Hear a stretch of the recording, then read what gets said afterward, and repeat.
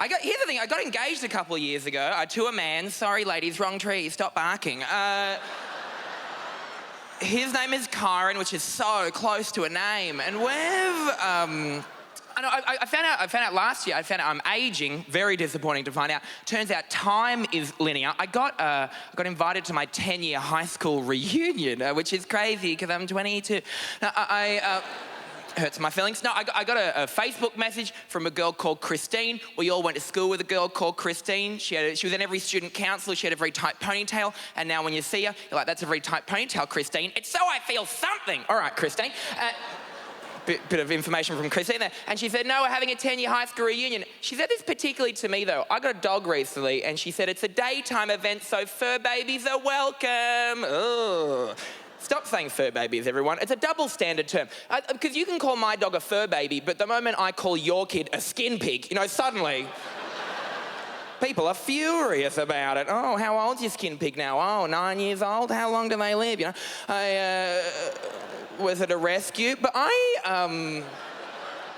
fur babies makes me feel I'm very uncomfortable. Very similar to the things like gender reveal parties. I'm still waiting for mine. But I've been thinking a lot about gender recently. I don't really identify as a male or a female. I think I identify as a fun aunt. Do you know what I mean? Just like, oh, a few white wines before lunch. You know that aunt we all had growing up who was a lot of fun, but now when you think about it, you're like, ooh, she might have had some personal problems. You know that one?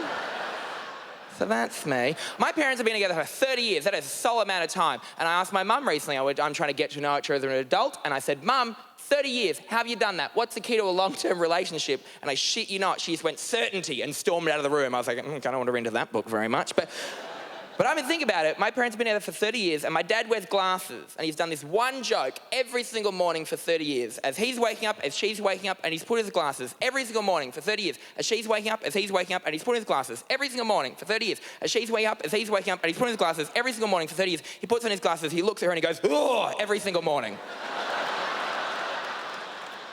Every single morning for 30 years. And every single morning, my mother goes, oh, fuck off, Sean. Certainty. Got to find some of that in my life somehow. Because I don't know, here's the thing, like, I've got this anxiety disorder. Surprise, but you seem so balanced. Thank you, sir. I don't like the term anxiety disorder, though. I want to give that a different spin. I prefer to think of it like I'm celiac, but with an intolerance to hope.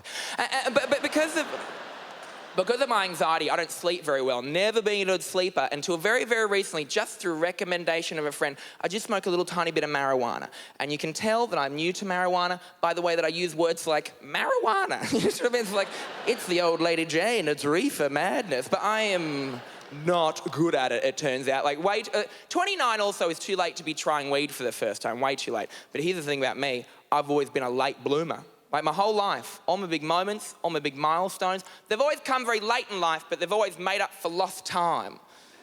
Like my hormones are like a divorcee dad you only see every second weekend. Like he's not around, but when he is, he's just slightly too overzealous. Like, I got you a horse, we're going to Disneyland. Who's mum's new friend, you know? But I am... Bit real for some of you there, sorry about that, but...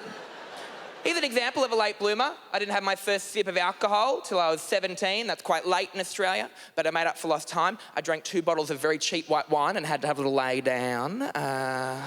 What was his name? And then I didn't... Jared. And then I didn't have my first cigarette till I was almost 18. That's quite late, but I smoked 25 Marlboro Reds in the one night and threw up in an above-ground pool. I'm a delight. And...